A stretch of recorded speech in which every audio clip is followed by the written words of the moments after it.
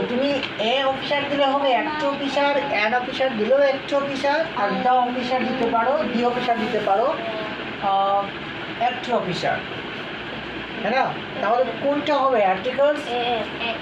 এ না এন না এ the N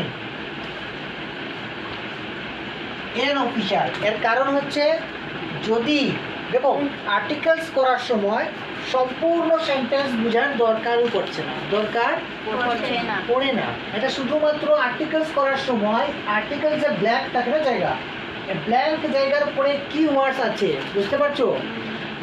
blank জায়গার পরে যে ওয়ার্ডসটা থাকে এই ওয়ার্ডসে যদি তুমি ফার্স্ট লেটারটা কি লেটারটা এটা যদি এই ওয়ার্ডসটা বলার সময় উচ্চারণটা যদি ফার্স্ট লেটারের ভাওয়েলসের মতো হয় কিরকম, যেমন এ ই আই ও ইউ, এই যে আওয়াজটা শুনতে পাচ্ছ এ ই আই ও ইউ, এইভাবে কোনো ওয়ার্ড যদি স্টার্টিং হচ্ছে ভাওয়েলসের মতো উচ্চারণ শুরু করছে প্রথম থেকেই, এই ওয়ার্ডসে তুমি অ্যান লাগাবে। কি লাগাবে?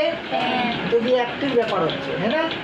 আর যদি এটা ফার্স্ট স্টার্টিংটাই যদি ক্যাপিটাল থেকে শুরু হয়, মানে ক্যাপিটাল লেটার তো বুঝোই, যেমন মনে করো মেকার, তাহলে এম দিয়ে শুরু হয় না, মেকার, হ্যাঁ না?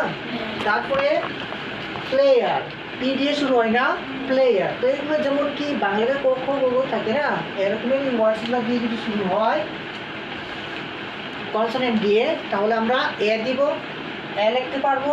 আর যদি এখানে ভাওয়েলসের উচ্চারণ হচ্ছে তাহলে তুমি এম দিবে।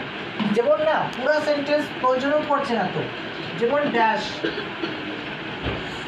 ফ্লাওয়ার, কি আছে ফ্লাওয়ার, ফ্লাওয়ার, এখানে কি সেন্টেন্স হতে, কি আর্টিকেলস হতে পারে?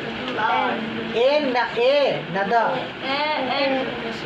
এন হবে না এ হবে, কারণ এখানে দেখো কনসোনেন্ট সাউন্ড বার হচ্ছে ফা, ফ্লাওয়ার, ফ্লাওয়ার, ফ, ফ্লাওয়ার, না এ ই আই ও ইউ পুরো শব্দ উচ্চারণ আসছে না, ঠিক আছে? এটা কি হলো? A flower. এখন দেখো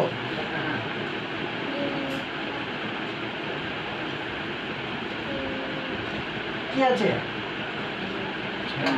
আমব্রেলা, কি হয়েছে? আমব্রেলা। তাহলে এ আমব্রেলা না এন আমব্রেলা? এন আমব্রেলা, কারণ এ ই আই ও আ উচ্চারণ হচ্ছে না আমব্রেলা, সেই জন্য এন।